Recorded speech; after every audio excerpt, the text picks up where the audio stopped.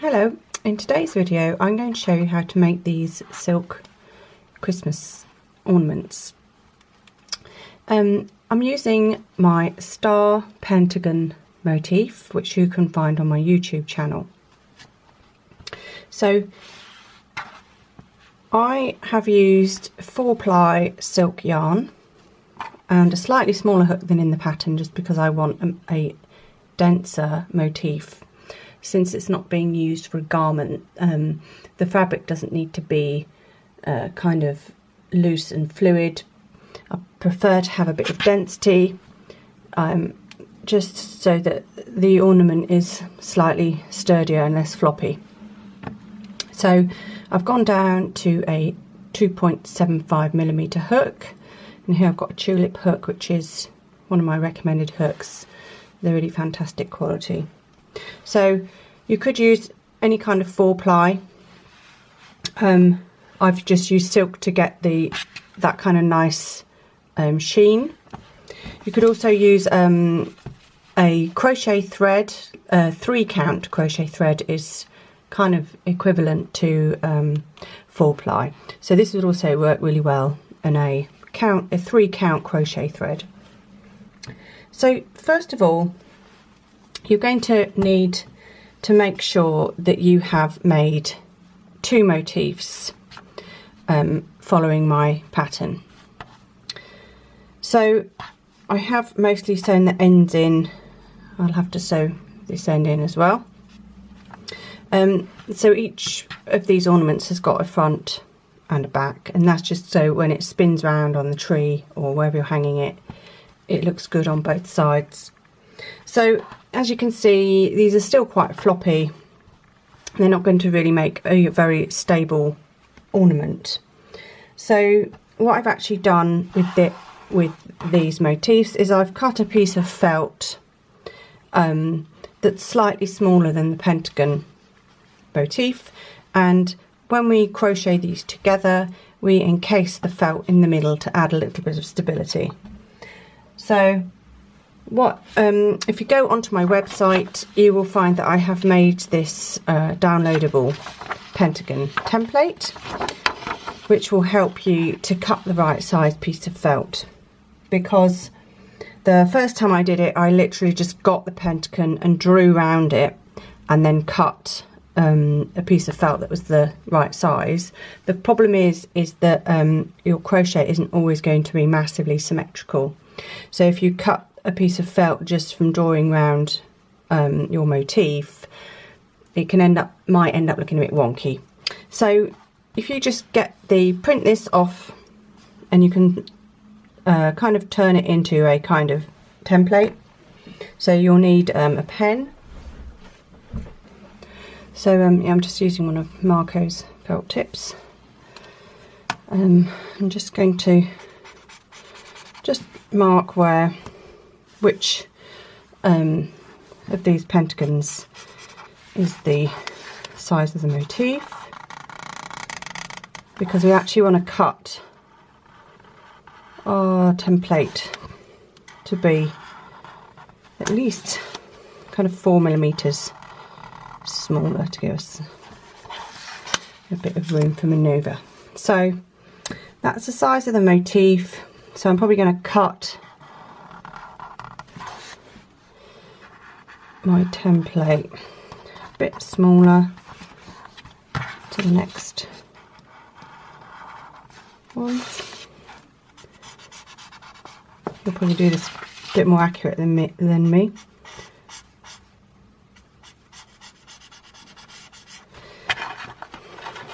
And then I'm going to cut that out. So actually, this is quite a cool pen. I'll show you. This is one of Marco's. It's got these little stamps on the back. So I'll get my scissors and cut out the correct template.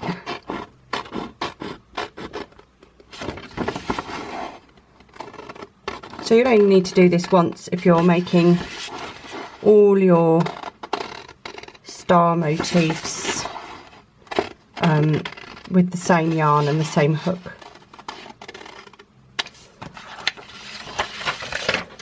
So there's my little template. I'm going to get my felt. I've actually got, I'm making two more. I've got one with a green star and a red background, and one with a red star and a green background. So I'm going to actually cut two of these. If possible, try and get felt that is of a similar colour to what you're making. I don't know if you can see here. Here I only had some dark green felt, and if you pull around with it, you can actually see it poking through. Once it's hanging up in the tree, it's fine, but wherever possible, try and match it as closely as possible. I think it will look good with this because this light green is kind of a similar shade to that. It should be okay. Ideally I would have maybe preferred a red felt for that, but anyway, that's all I had. So I'm actually just going to use a biro. So this don't worry too much about whether you can see. It's going to be inside inside your crochet piece, so no one's really going to see that anyway. So the only thing I want to be careful is obviously not use some kind of really wet sticky ink that might get onto your work. So when you trace around something, that shape then becomes slightly larger than you would want because of the pen line. So I'm going to cut actually inside of that pen line. That also eliminates the possibility of getting any kind of ink or whatever onto your crochet.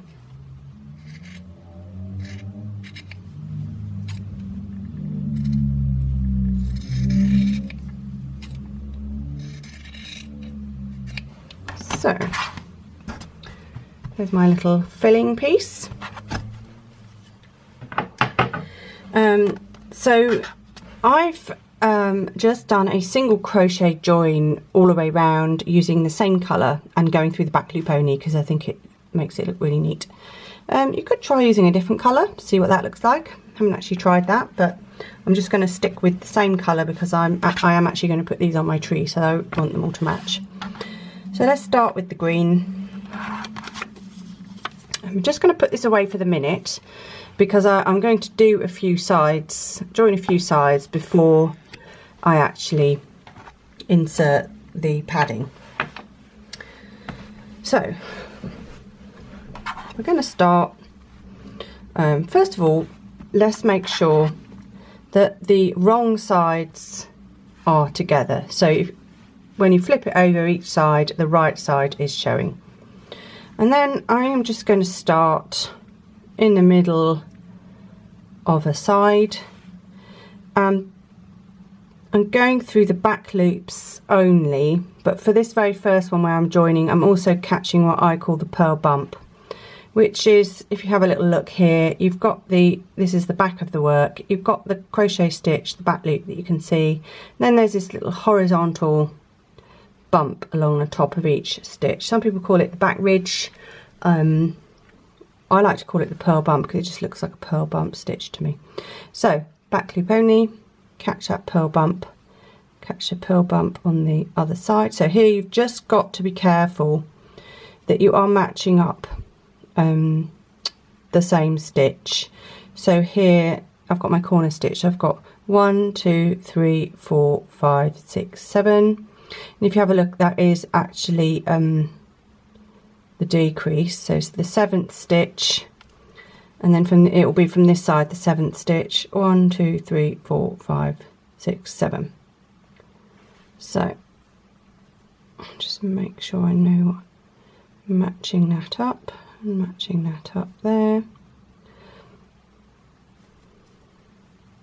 Otherwise you might crochet, you might not have picked the exact same stitch on the other side, and then you'll be one stitch out front or back. So join my yarn the way I normally join yarn, which is that's not the end, is it? No, here it is. I'm just going to hold the yarn at the back of the work, just a little tail, pull a loop through both, chain one, and then Oops, I didn't catch this one correctly. That's it. Tail at the back, pull through a loop, chain 1 and single crochet into the same spot.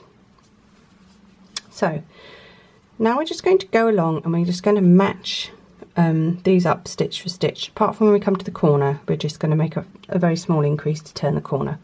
So back loop of the next stitch, back loop of the piece at the back. So you might have to keep flipping it backwards and forwards just to make sure you're getting your crochet stitches in the correct spot.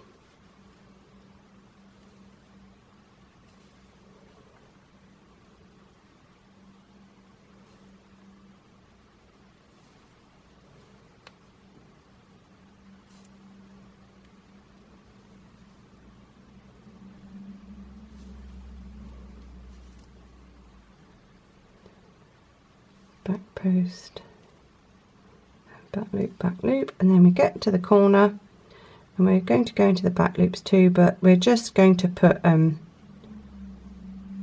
2 stitches into the corner just to help us turn the corner. 1, 2, and now carry on along this side in exactly the same way. So I'm going to make join 3 of the sides before I insert my little bit of padding. Otherwise, if you try and have that padding there right from the word go, it tends to just keep falling out. Whereas if you've done 3 sides, you've got a little bit of something to hold it in place while you're working. So I'm going to carry on with making the 3 sides. Remember to put 2 stitches in the corner, and I'll meet you back when I've finished this 3rd side. So I've just finished working on the 3rd side, so I'm going to get my little piece of felt and just tuck it in there. Just going to lengthen that loop while I fiddle around with this. So get it in there.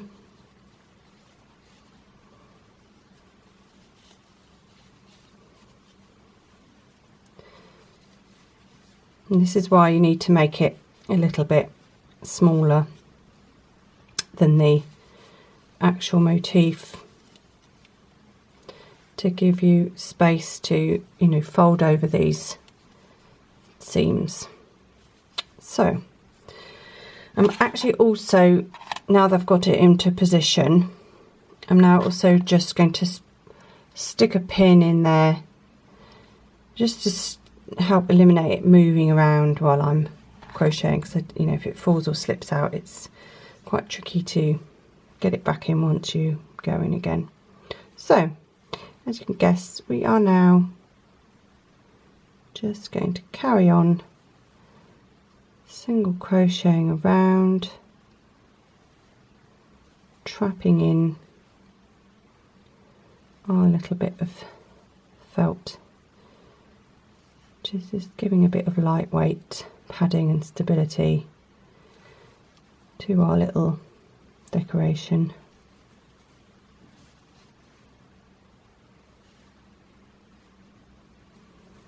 So something else you could do that would be quite nice is you could have this little bit of felt, maybe you could put a few drops of essential oil like sandalwood, or, you know, something Christmassy.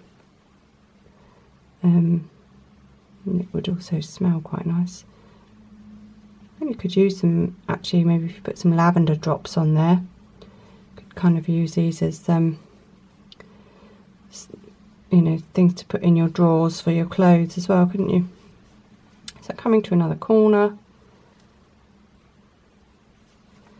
remember to put 2 in there. Actually noticing that this bit of felt isn't brilliantly positioned in that corner, so I'm just going to manipulate it again. If you find that actually your little bit of felt is just a tad too big, you know, it's actually probably better just to pull it out and just give it tiny bit of a trim around the edge. I think I'm going to be all right. This side looks a bit. You don't really want to be stretching the motif too much, because especially with silk, which is quite a skinny sort of yarn, you end up, it's not very plump. You can end up with, you know, spaces that are showing through. I'm just going to get that in there a bit more. Come on, oh, that's better. That's good. Okay, get that back in. So I'm going to carry on single crocheting around through the back loops, and when I get to this final corner, so not the start of the round, I'm going to show you how to make the hanging loop. So you don't have to make the hanging loop with crochet, so you could literally just join this together all the way around and you know, just make a hanging cord with a nice piece of gold ribbon or some transparent invisible thread, if you like having your decorations appearing to be just dangling midair. But get to this corner and I'll meet you back and show you how to make the little hanging loop. So I've come to the final corner. I'm actually going to take this pin out now because I don't really need it anymore. I haven't put a stitch in the corner yet, so I'm just going to put a single crochet in there, back loops only again, and I'm going to make the hanging loop, which looks like this. So we're going to chain 16.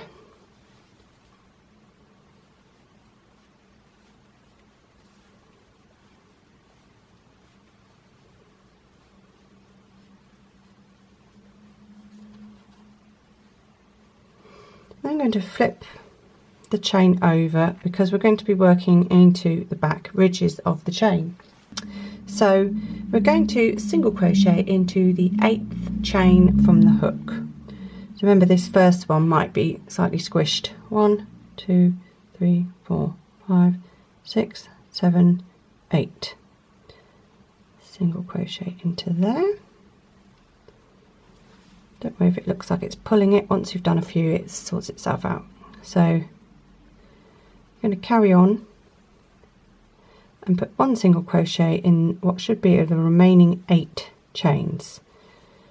So that's 2, 3,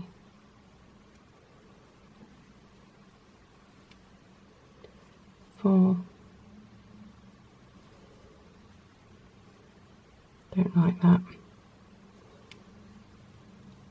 5, 6,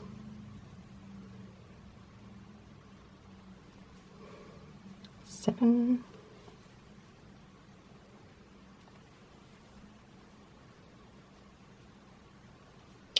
8. Now just reorientate your work because mine span round to the back where I'd spun my chain round. And then you're going to just put one more single crochet into that corner, the back loops only. So in essence, if you think every corner we put 2 stitches in, we've turned the corner on this one, we put 1 stitch in, then we've done the chain loop, and then we put the 2nd stitch at the end. So I just want to say about this chain loop, don't worry if it looks a bit scruffy. I actually pressed mine afterwards with a damp cloth and a hot iron. If you think that this loop is going to be too small for what you need, so maybe you think I'm not going to get that round branch on my Christmas tree, of course you can alter the size of this loop. Same with this part here, that's 9 stitches worth. You can alter that, you can customize that for however you like. So I'm going to just finish off joining this side, going through the back loops only. Don't like that either. This silk is quite splitty. get a beautiful finished product, but sometimes it's not that fun to work with. Come on, behave. It's better. That's the problem with silk as well, the more you work it, it starts to sort of look a bit sorry for itself, which is also why you might consider match your stitch out here somehow. Let's have a little look. Yeah, can you see here I've actually put 2 stitches in there? That's where I was having a fight with the silk and inadvertently put 2 stitches in one. Let's just flip back and make sure I don't make the same mistake again. Into that one, that's better.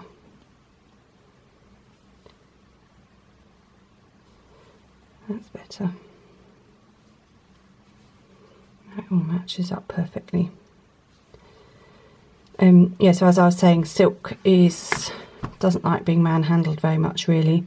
So you can see, I think this one of these, yeah, I think this one it's becoming a bit frayed and a bit sorry looking.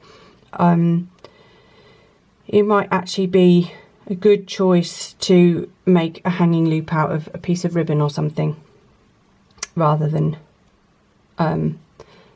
using the silk. Things like mercerized cotton, like the crochet threads, they would be perfect because they're actually pretty hard wearing. So that's just something worth bearing in mind. So for this we want to do a sew and bind off because we want it to look perfect. So I'm just going to cut that, pull the live loop until the end pops out, get my wool or tapestry needle, thread it. So now remember, you're making a stitch, making a mock stitch with the sewn bind off, so we have to skip 1 stitch. Does seem like a massive gap, but once you pull it you can see that it's perfect. So I'm just matching that first. I'll just do that again in case you didn't see what I did. I'm going to be a bit naughty and obviously I wouldn't normally do this because I just trapped a tiny bit of fibre there.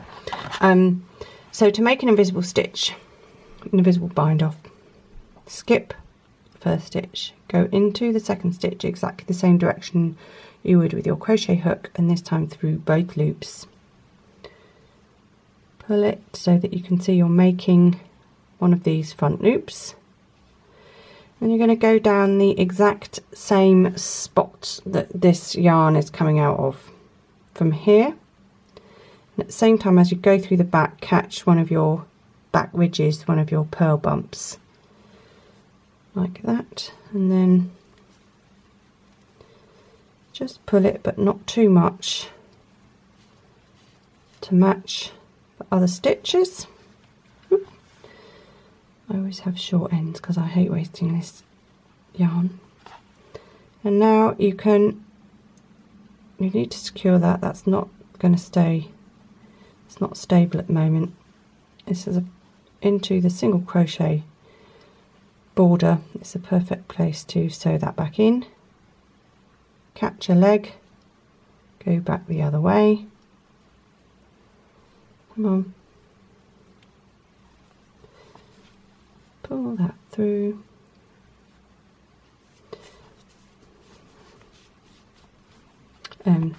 Sew in this other starting end as well.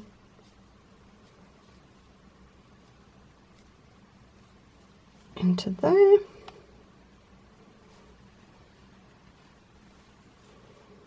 Make sure you go back the other way, catching in a leg. Stop it coming undone. It should be alright with these because it's just an ornament that's going to hang there. It's not going to get manhandled, hopefully.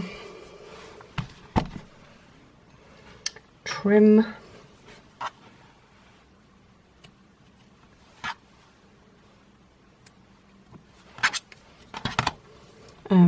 get a nice damp cloth and a reasonably hot iron and just press that, and then you'll have a perfect little